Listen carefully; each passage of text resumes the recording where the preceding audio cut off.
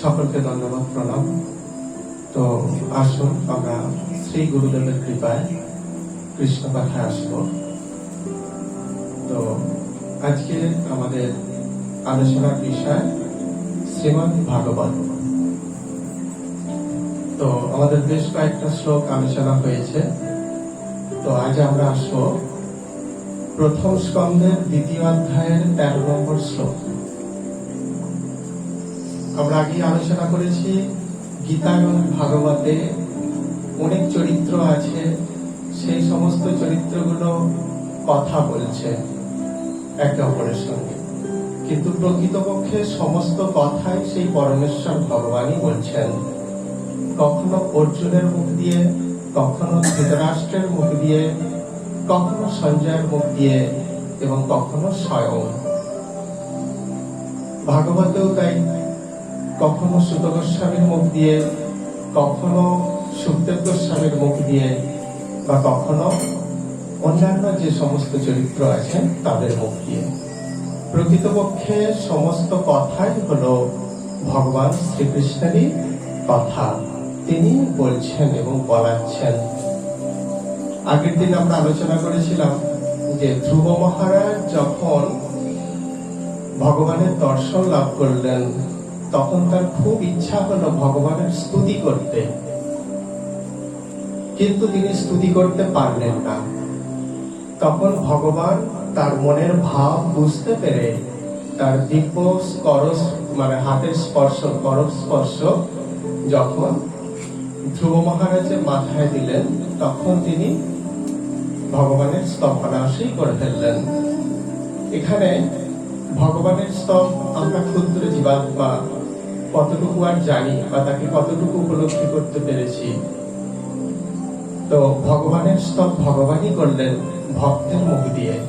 তো এখানেও ঠিক সেরকম, যে গীতা এবং ভাগবতের সমস্ত কথাই কিন্তু পরমেশ্বর ভগবান শ্রীকৃষ্ণের, তিনি তার ভক্তদের মুখ দিয়ে বলছেন।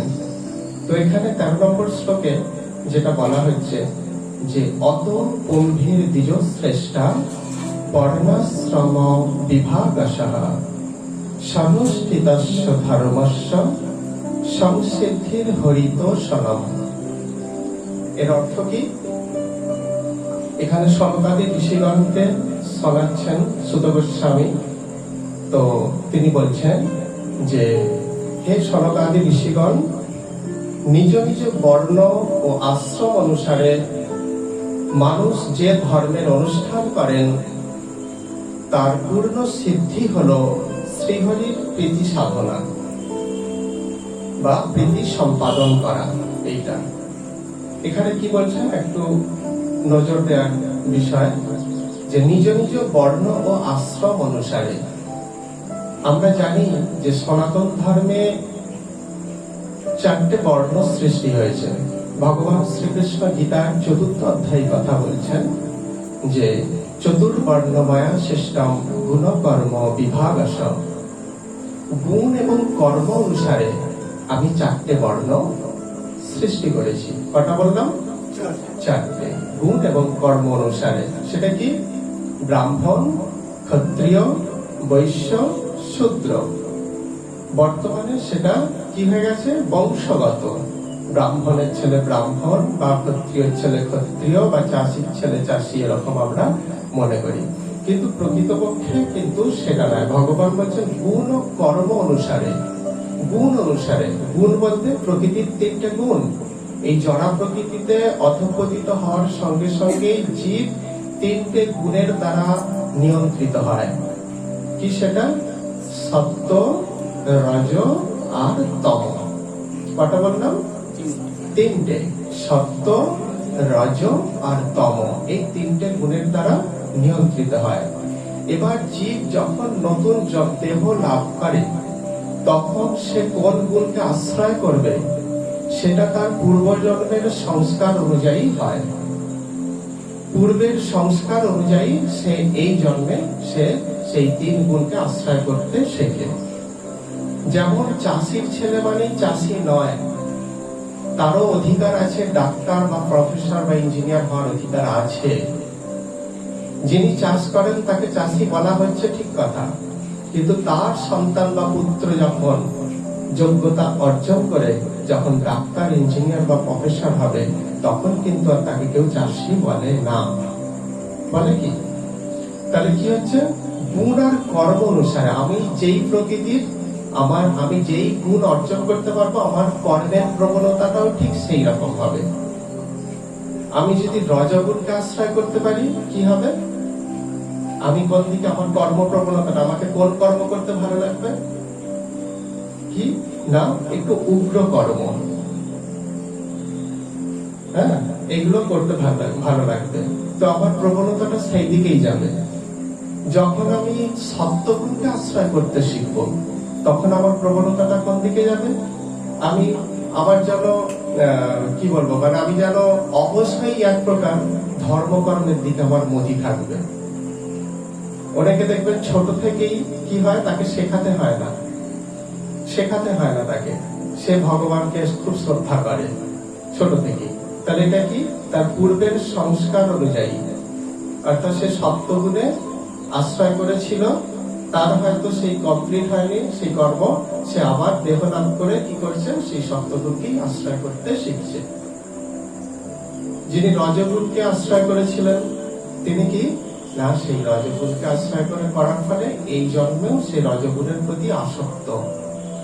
আর তমগুণ, গীতায় বলছেন কি, নিদ্রা, আলস্য, এগুলো হচ্ছে তমগুণের প্রভাব। তো এই গুণকে যারা আশ্রয় করেছেন পূর্বের সংস্কার অনুযায়ী, সে সেই রকম ভাবেই জীবনযাপন করবে। তো ঠিক ভগবান এখানে বলছেন, গুণ আর কর্ম অনুসারে আমি এই সমাজে, মানব সমাজে 4টে বিভাগ সৃষ্টি করেছি। কি কি সেটা? ব্রাহ্মণ, ক্ষত্রিয়, বৈশ্য, শূদ্র। এবং এই ব্রাহ্মণ, ক্ষত্রিয়, বৈশ্য এবং শূদ্রের জীবন 4টে ভাগে বিভক্ত: ব্রহ্মচর্য, গার্হস্থ, বানপ্রস্থ এবং সন্ন্যাস। ব্রহ্মচর্য কি? গুরুগৃহে গিয়ে সেখানে ধর্ম অনুশীলন এবং নিজের সমস্ত ইন্দ্রিয়গুলোকে সংযত করতে শেখা। এটাই হচ্ছে ব্রহ্মচর্য আশ্রমের নিয়ম বা শিক্ষা, মূল শিক্ষা, নিজেকে নিয়ন্ত্রণ করতে শেখা। হ্যাঁ, ব্রহ্মচর্য। গার্হস্থ, ব্রহ্মচর্য শিক্ষার পর তারা কি করেন? ব্রহ্মচর্য শিক্ষা গ্রহণের পর তারা গৃহে ফিরে এসে তারা গৃহস্থ জীবন পালন করে। এরপর কি? গৃহস্থ জীবন পালন করার পর তারা বানপ্রস্থ, অর্থাৎ সঙ্গে সঙ্গেই সন্ন্যাস গ্রহণ করা যায় না, একটা আসক্তি থেকে যায় স্ত্রী, পুত্র, পরিজন সকলের প্রতি। তাই যখন একটা নির্দিষ্ট বয়স হবে, সেই বয়সে তুমি কি করো না, মাঝে মাঝে গৃহ থেকে গিয়ে নির্জন কোন স্থানে চলে যাও, সেখানে গিয়ে কি করো? ভগবান চিন্তনে মগ্ন হও, আবার গৃহে ফিরে আসো। পুরোপুরি ভাবে কিন্তু গৃহত্যাগ নয়, মানে এটা প্র্যাকটিস হচ্ছে, অনুশীলন। মানে গৃহ থেকে কিছুক্ষণ বিচ্যুত হয়ে থাকা, আবার গৃহে ফিরে আসা, এই করতে করতে এমন একটা সময় আসবে যখন নিজেকে তুমি সত্যিকারের উপলব্ধি করতে পারবে, বা তুমি সংসারের অসারতা উপলব্ধি করতে পেরে তুমি পুরোপুরি ভাবে সন্ন্যাস জীবন লাভ করো। কিন্তু এটা কলিযুগে আমাদের সেই জীবনটা পুরোপুরি ভাবে পালিত হচ্ছে না। সকলের বলবো না, যারা অনুশীলনকারী অনুশীলন করছেন অবশ্যই, কিন্তু বেশিরভাগ জীবনের ক্ষেত্রে দেখা যাচ্ছে যে আমাদের সেটা হচ্ছে না। আমরা গৃহস্থে প্রবেশ করছি, আমাদের প্রথম জীবনে ব্রহ্মচর্য আমাদের নেই, কারণ সেই শিক্ষা এখন স্কুল কলেজে নেই। হ্যাঁ, আর আমরা সৎসঙ্গের প্রতিও অনীহা প্রকাশ করি, বিশেষ করে বাচ্চাদের ক্ষেত্রে। কেন? আমাদের সমাজে একটা রীতি আছে যে হরিভজন করতে হয় বৃদ্ধ বয়সে। কিন্তু ভাগবত বলছেন, কৌমারও আচরিত প্রাজ্ঞ ধর্মং ভাগবতা নিহম, অর্থাৎ কুমার বয়স থেকেই হরিভজন করতে হয়। প্রাজ্ঞ ব্যক্তিরা তাই করেন। কে বলছেন? ভাগবত। কার মুখ দিয়ে বলেছেন কথাটা? প্রহ্লাদ মহারাজের মধ্য দিয়ে কৃষ্ণই বলছেন, কৌমারও আচরিত প্রাজ্ঞ ধর্মং ভাগবতা নিহম, এই কথা বলছেন।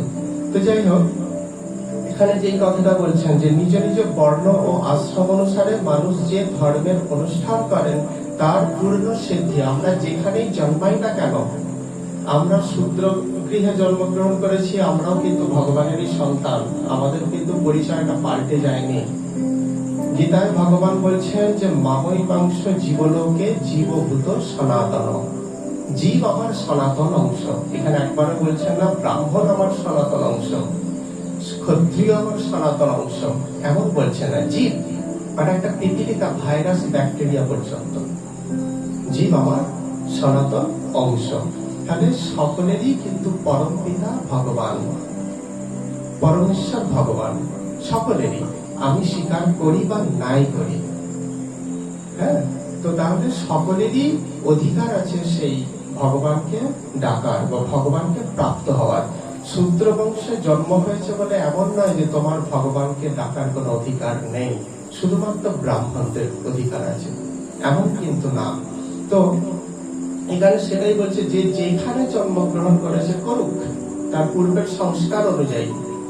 আমাদের পূর্বের সংস্কার অনুযায়ী তো আমাদের জন্ম হয়, কারো ধনী ঘরে, কারো গরিব ঘরে, বা কারো কেউ রূপবান হয়, কেউ রূপহীন হয়, এগুলো দেহের, কিন্তু আত্মা চিরনবীন, চির সুন্দর। ভগবান শ্রীকৃষ্ণের অংশ, তাই সে সুন্দর, চির সুন্দর।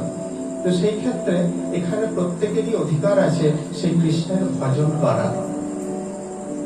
আমরা ঋষি গৌতমের কাহিনীও জানি, যিনি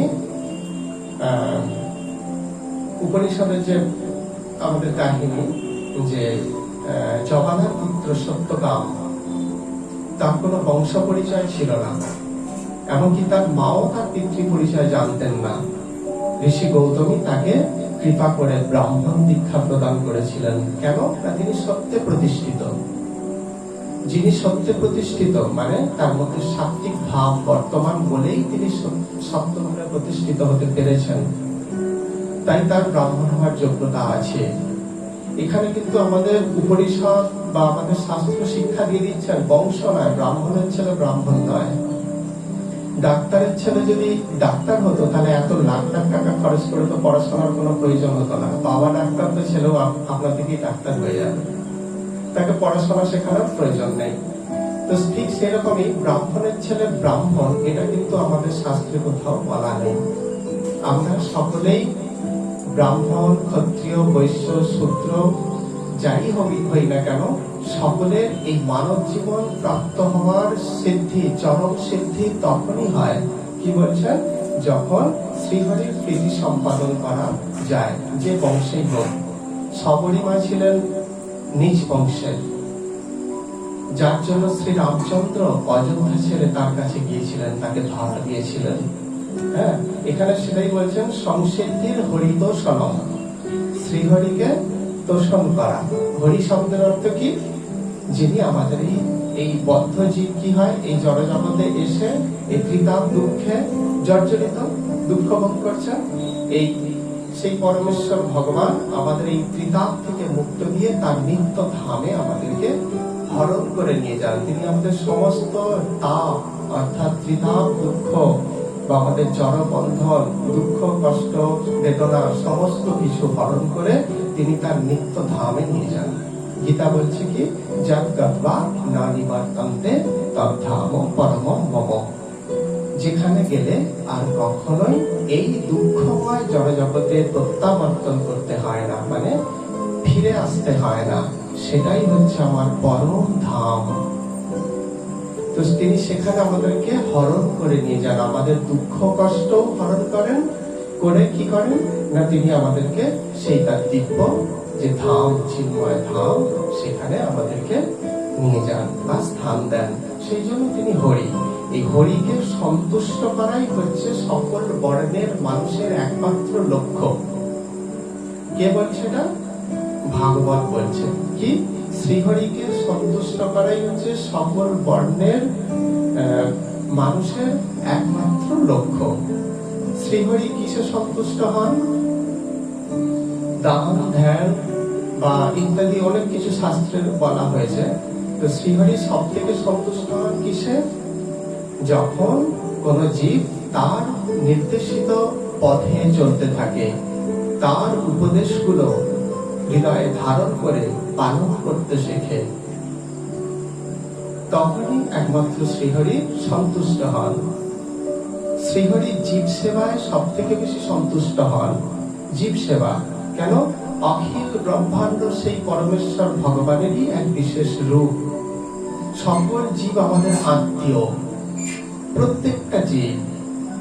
তো তাহলে পরমেশ্বর ভগবান শ্রীকৃষ্ণের যদি আমরা অংশ হই, কোন এক ব্যক্তি আমার বংশের নয়, আমার সঙ্গে তার রক্তের কোনো সম্পর্ক নেই, হতে পারে, এটা দেহের বিচারে। কিন্তু চিন্ময় তত্ত্ব বিচারে কি? আমরা প্রত্যেকেই একই পরম পুরুষের অংশ, তাই আমরা প্রত্যেকেই কি না পরস্পর ভাই বোন। তাই তো কেউ সৎসঙ্গের প্রভাবে সৎ আচরণ করে, কেউ অসৎ সঙ্গের প্রভাবে অসৎ আচরণ করে, কিন্তু অসৎ বলে যাকে দাবি করা হচ্ছে তিনি আমার কিন্তু সেই কৃষ্ণেরই অংশ। এটা আমাদেরকে ধারণা করতে হবে বা এটা আমাদেরকে উপলব্ধি করতে হবে। এর ফলে কি তুমি তাকেও সৎ পথে আনার চেষ্টা করো। আপনি আচরণ, মহাপ্রভুর শিক্ষা, মহাপ্রভু কি বলছেন? আপনি আচরী ধর্ম জীবের শেখাও। নিজে আচরণ করে জীবকে শেখাও। কি শেখাবে? যে এই যে জড় জগতে, জড় সংসারে আমরা মোহিত হয়ে আছি, এটা কিন্তু আমাদের স্থায়ী বাসস্থান নয়। এখানে আমরা অধঃপতিত হয়েছি। এখান থেকে আমাদের সেই দিব্য ধাম চিন্ময় জগতে ফিরে যাওয়াটাই হচ্ছে আমাদের লক্ষ্য। তো সেখানে সেই রাস্তা জীবকে দেখাও, সত্যের পথ দেখাও। এটাই হচ্ছে প্রকৃতপক্ষে জীব সেবা। মহাপ্রভু ধর্মের যে ডেফিনেশন দিয়েছেন সেটা কি? জীবে দয়া, নামে রুচি, বৈষ্ণব সেবন, ইহা বিনা ধর্ম নাই, শোনো সনাতন। তোমাকে কিছু করতে হবে না, জীবের দয়া করো, প্রত্যেকটা জীবকে দয়া করো। হরিদাস ঠাকুর কি করছেন? উচ্চৈঃস্বরে হরিনাম করছেন। মহাপ্রভু তাকে জিজ্ঞাসা করছেন যে এত উচ্চৈঃস্বরে তুমি হরিনাম করছো কেন এই গহন অরণ্যে? তিনি অরণ্যে তখন বসবাস করছেন। বলে, প্রভু এই যে নাম আমি করছি এ তো দিব্য, এ তো জড় জগতের কোন শব্দ বা ভাষা নয়, এ অপ্রাকৃত জগতের শব্দ। এই যে পশু পাখি গাছপালা এরা তো বলতে পারে না, কিন্তু শুনিলেও তরে। যদি শোনে কানে তাতেও তাদের কিঞ্চিত উপকার হয়। তো আমি তাদের উপকারের জন্য, নিজের গলা বসে যাচ্ছে কিন্তু তাদের উপকারের জন্য উচ্চৈঃস্বরে রাত জেগে কি করছেন? কৃষ্ণ নাম করছেন, হরি নাম করছেন। জীবের দয়া, নামে রুচি। জড়জাগতিক কোন কথা বলতে মহাপ্রভু বারণ করছেন। কুটিনাটি পরিহারী একান্ত হইয়া কৃষ্ণ ভজন করো। মহাপ্রভু এটাই বলছেন, যা কিছু কু এবং যা কিছু নিষিদ্ধ সেগুলোকে পরিত্যাগ করতে শেখো। পরিত্যাগ করে নামে রুচি আনো। জড়জাগতিক কথাবার্তায় নয়, নামে রুচি। কৃষ্ণ নাম, এই নামে রুচি, হরি নাম, এই নামে রুচি আনো, যেন এটাই তোমার ভালো লাগে। আর বৈষ্ণব সেবন মানে গুরুদেবের সেবা। গীতাতেও সেই কথা বলছেন, তদ্বৃদ্ধি প্রণিপাতেন পরিপ্রশ্নেন সেবায়া। সেই তত্ত্বজ্ঞানী ব্যক্তির সেবা করার কথা বলছেন। তো এইটাই যে ধর্ম। এখানে এখানে কোনো জাতপাতের কোনো বিচার নেই। মহাপ্রভু গীতাও বলছে এই জগতে এত কিছু জাতপাত নেই, কেবল দুটো জাত আছে। এক হচ্ছে ভগবত বিদ্বেষী আর এক হচ্ছে ভগবত ভক্ত। দুই প্রকারের কেবল মানুষ, দুই জাতের মানুষ। মহাপ্রভু তাই বলছেন একই কথা। হ্যাঁ, যে মহাপ্রভু বলছেন এখানেও সেই একই কথা। মহাপ্রভু যেটা বলছেন যে এক হচ্ছে হরি বিদ্বেষী আর এক হচ্ছে হরি ভক্ত, বা সেই একই কথা ঘুরিয়ে ফিরিয়ে এখানে বলা হচ্ছে। আর কোনো জাতপাত নেই। মহাপ্রভু সকল বর্ণের মানুষকে, সকল জাতের মানুষকে আলিঙ্গন করে বক্ষে ধারণ করেছিলেন। এইটাই আমাদের জানতে হবে। জাত নয়, এখানে আমাদের গুণ আর কর্ম অনুসারে। আমরা যদি নিকৃষ্ট গুণে থাকি, সেটা আমাকে বিচার করতে হবে সৎসঙ্গের মধ্য দিয়ে, যে আমি কোন গুণে আছি, সেখান থেকে উঠতে হবে। আমি 1 বছর পড়াশোনা ভালো করিনি বলে আমি ডি সেকশনে চলে গেছি। কারণ আমাদের ক্লাসে আছে না, A B C D section, A section, B section, C section, D section. D সেকশনে চলে গেছি মানে এই নয় যে আমার এ সেকশনে যাওয়ার আর কোনো অধিকার নেই। আমাকে ভালো করে পড়াশোনা করে আমাকে কি করতে হবে, এ সেকশনে ফিরে যেতে হবে, অর্থাৎ ভালো করে আমাকে পড়াশোনা করতে হবে। ঠিক সেই রকম আমি হয়তো পূর্বজন্মে সৎসঙ্গের অভাবে, আমি তমগুণের দ্বারা আকৃষ্ট হয়ে এই জন্মে আমি শূদ্রত্ব প্রাপ্ত হয়েছি। শূদ্র বংশে জন্মগ্রহণের কথা বলছে না, শূদ্রত্ব প্রাপ্ত হয়েছি। তো আমার অধিকার আছে শূদ্রত্বের স্তর থেকে রজগুণের স্তর, সেখান থেকে সত্য এবং সেখান থেকে শুদ্ধ সত্যে ফিরে যাওয়ার অধিকার কিন্তু আমাদের আছে। সেইটাই এখানে ভাগবত এখানে বলে দিচ্ছেন যে যেই বংশেই বা যেই বর্ণেই জন্মগ্রহণ করুক না কেন, তার মানব জন্ম প্রাপ্ত হওয়ার যে চরম সিদ্ধি, অর্থাৎ মানব জন্ম প্রাপ্ত হওয়ার যে সফলতা, সেটা তখনই আসবে যখন আমরা শ্রীহরিকে সন্তুষ্ট করতে পারবো। এটাই এখানে 13 নম্বর শ্লোকের ব্যাখ্যা, অর্থাৎ প্রথম স্কন্ধের 2য় অধ্যায় 13 নম্বর শ্লোকের ব্যাখ্যা। তো আজকের এই ছোট্ট আলোচনা এখানে বিশ্রাম দেব। হরে কৃষ্ণ। বাঞ্ছা কল্পতরুভ্যশ্চ কৃপা সিন্ধুভ্যেব চ পতিতানাং পাবনেভ্যো বৈষ্ণবেভ্যো নমো নমঃ। সকলকে ধন্যবাদ, প্রণাম।